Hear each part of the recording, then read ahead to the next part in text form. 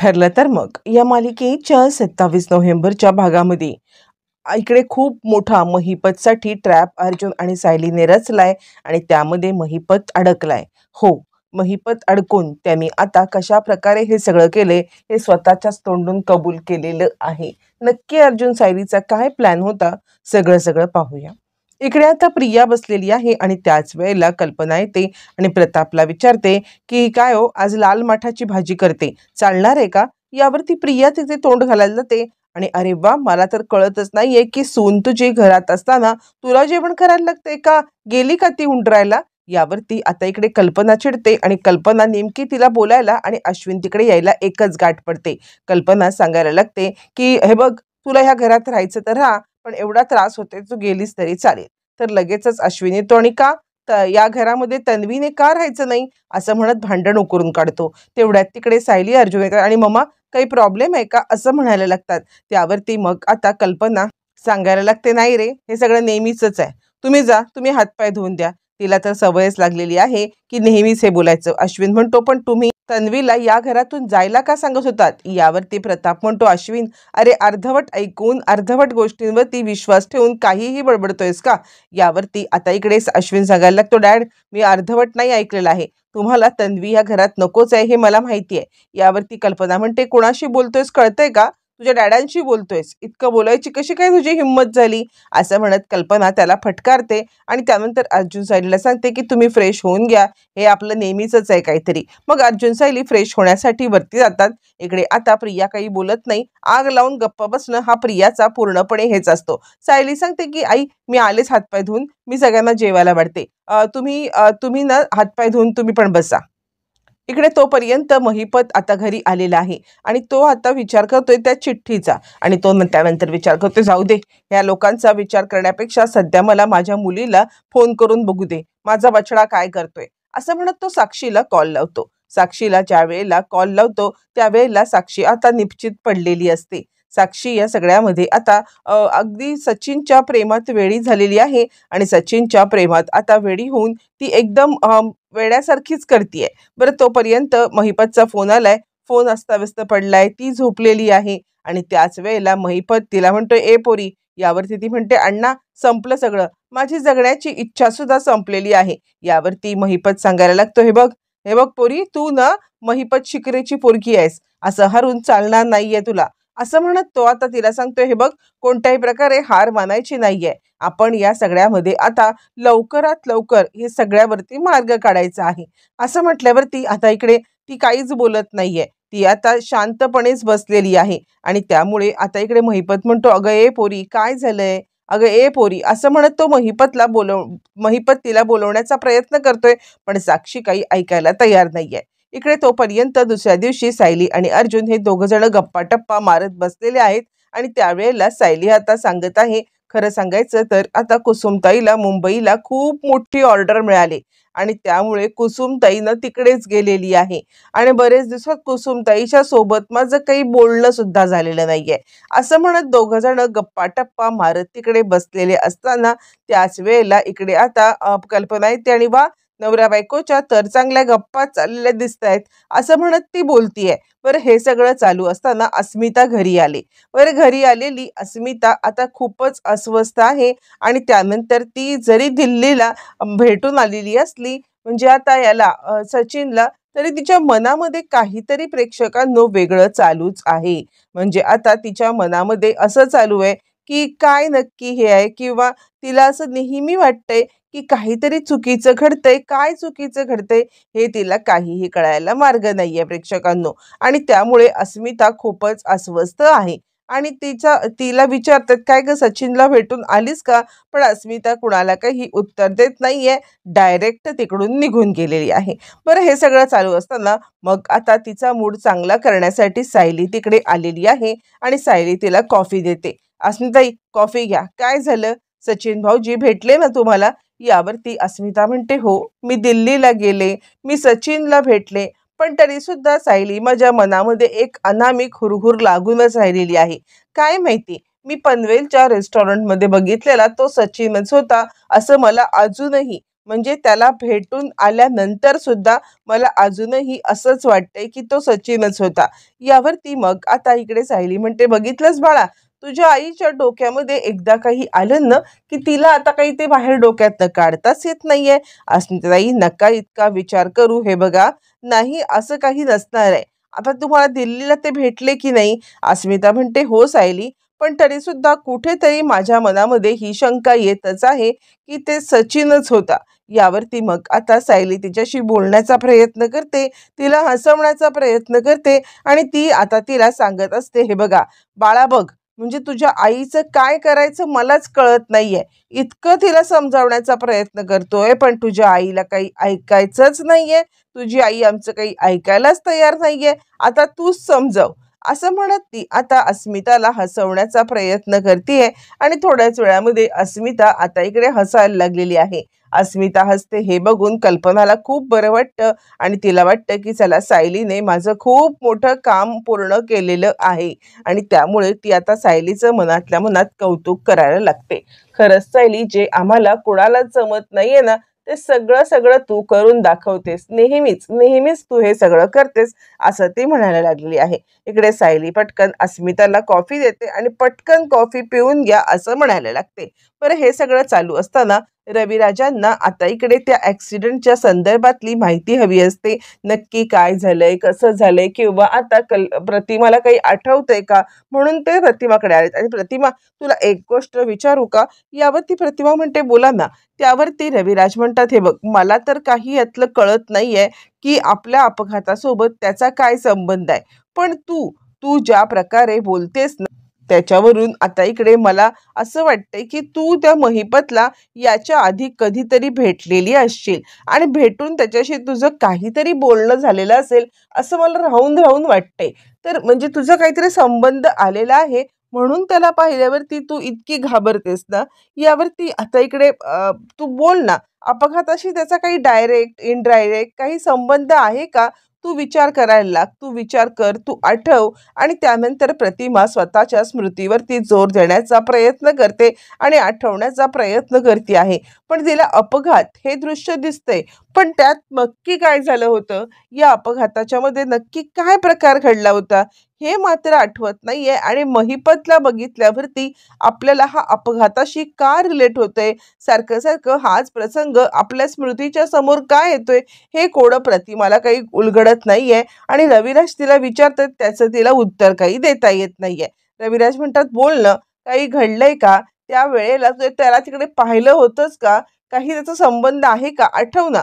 पण आता इकडे प्रतिमाला काही आठवत नाहीये. उलट तिला आठवायला लागल्यावर ती त्रास होतोय आणि त्यामुळे मग आता लगेचच इकडे रविराज म्हणतात, तू शांत हो.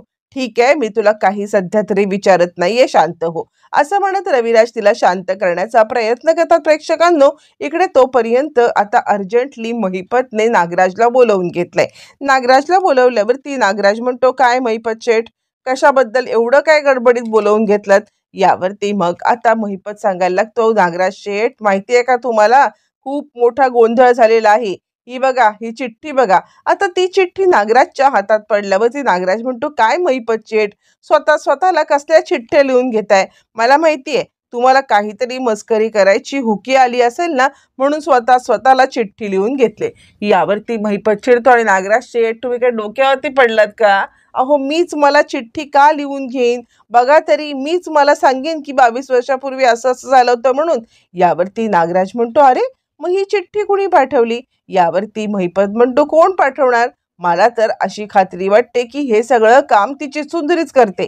यावरती मग आता नागराज म्हणतो, प्रिया, प्रिया का हे सगळं करेल? यावरती आता इकडे महिपत सांगायला लागतो, अरे का करेल म्हणजे काय नागराज शेठ, अहो, तिला आपण खोटे आईबाप पाठवले, त्यानंतर आपण तिला धमक्या दिल्या आणि त्यात तिने तो व्हिडिओ बनवून ठेवलाय. तेवढं आपण तो व्हिडिओ मागतोय तर ती हे धंदे करते. तुम्हाला कळत नाहीये नागराज शेठ, ती जाम पोचलेली पोरगी आहे, काहीही करू शकते. असं दोघांचं बोलणं चाललंय आणि आता नागराजला काही कळायला मार्ग नाहीये. तो विचारच करतोय की खरंच प्रियाने हे सगळं केलं असेल?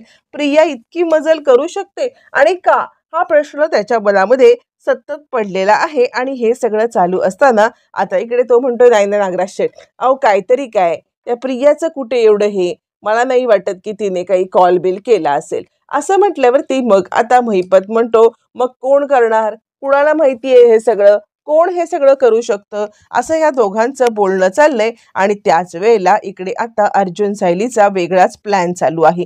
प्रिया आपल्या रूममध्ये बसलेली आहे आणि ती विचार करते काय चाललं असेल अर्जुन सायलीचं. लपून छपून जातायत, हे करतायत. ते आता सदा मैमाचा खरा शोध घेत आहेत की अजून त्यांचं काय वेगळं चाललंय? काहीच कळायला मार्ग नाहीये.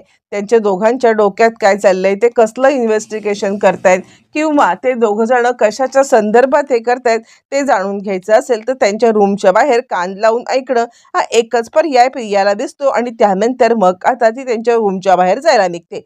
बरं, हे सगळं चालू असताना इकडे आता अर्जुन आणि सायलीची तयारी झालेली आहे. अर्जुन सांगतोय बेस्ट ऑफ लक. यावरती सायली म्हणते पण ह्याच्यामध्ये, यावरती अर्जुन म्हणतो हे असं ॲप आहे ना की याच्यामधून आपण कॉल केला ना तर आपला नंबर त्याच्याकडे जात नाही, एक, आणि दुसरं म्हणजे आपला आवाज बदलून जातो. त्यामुळे महिपतला कळणार नाही की आपण आपल्या नंबरवरून कॉल केलाय आणि आपला आवाज आहे. त्यामुळे तू बिनधास्त बोल, महिपतला घाबरायची काही गरज नाहीये. इकडे दोघं जण जरा आता अस्वस्थ असतात. नक्की काय झाले त्यांना कळत नाहीये. तितक्यातच कॉल आलेला आहे सायलीचा आणि अननोन नंबरवरून कॉल आल्यावरती लगेचच आता इकडे सांगतो नागराज, अरे उचला उचला महिपत शेट उचला.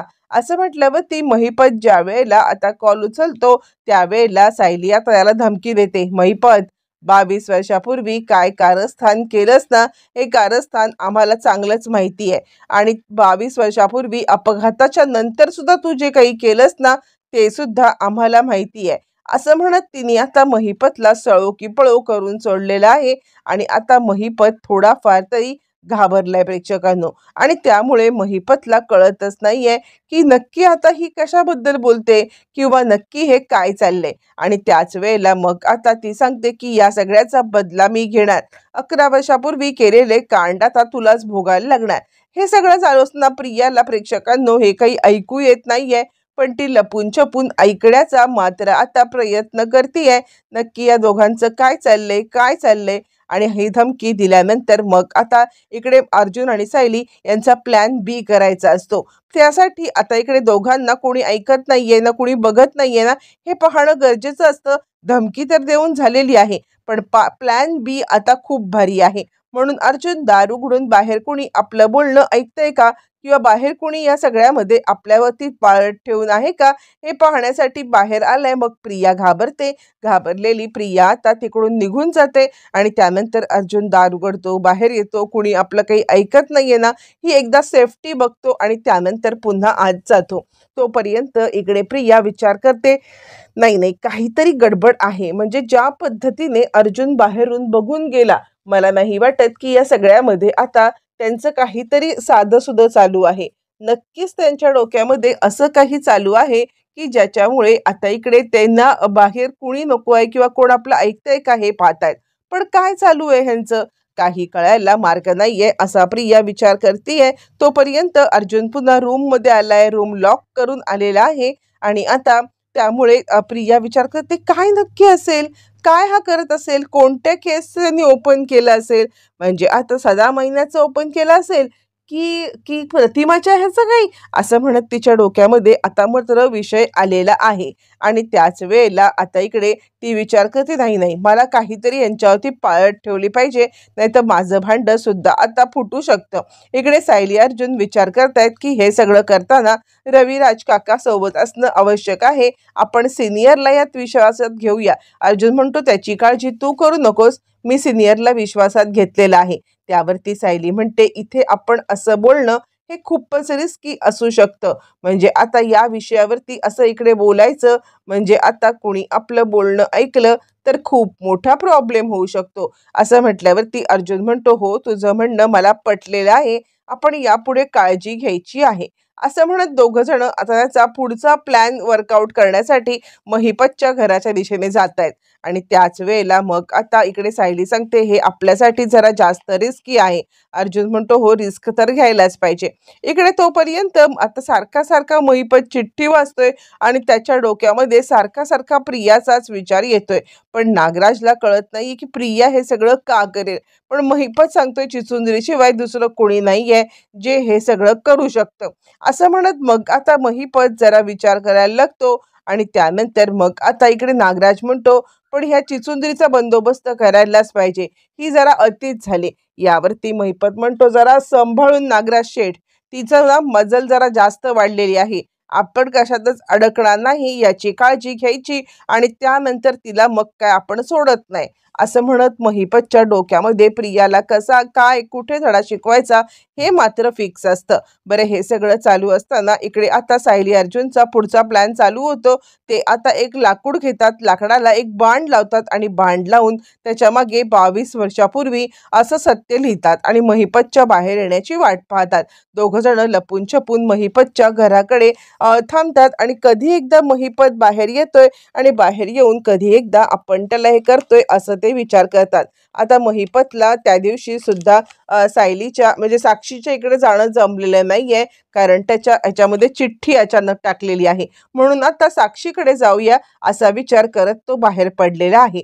ज्या वेळेला साक्षीला भेटायला तो बाहेर पडतो त्यावेळेला हे दोघं जण लपून छपून तिकडे बसलेले आहेत आणि एकदा का महिपत बाहेर घराच्या पडलाय की त्यानंतर त्या लाकडाला जाळ लावून ते लाकूड आता बाहेर टाकलेलं आहे, म्हणजे महिपतच्या गेटच्या इथे टाकलेलं आहे. आता लाकूडच का, या दोघांनी लाकडाची का निवड केली किंवा आग लावून का हे सगळं केलं?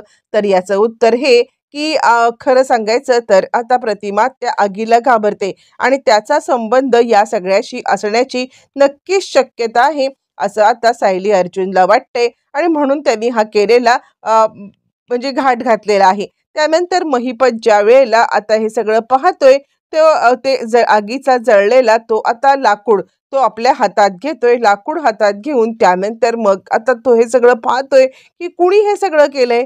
ॲक्सिडेंट सोबत ज्याचा संबंध आहे त्यांनीच केलेलं आणि त्यानंतर तो ते सगळं पाहतोय इकडे तिकडे पाहतोय, कोणी आपल्याला हे करते का हे सगळं पाहत तो इकडे तिकडे बघतोय आणि तो जळता लाकूड उचलतोय.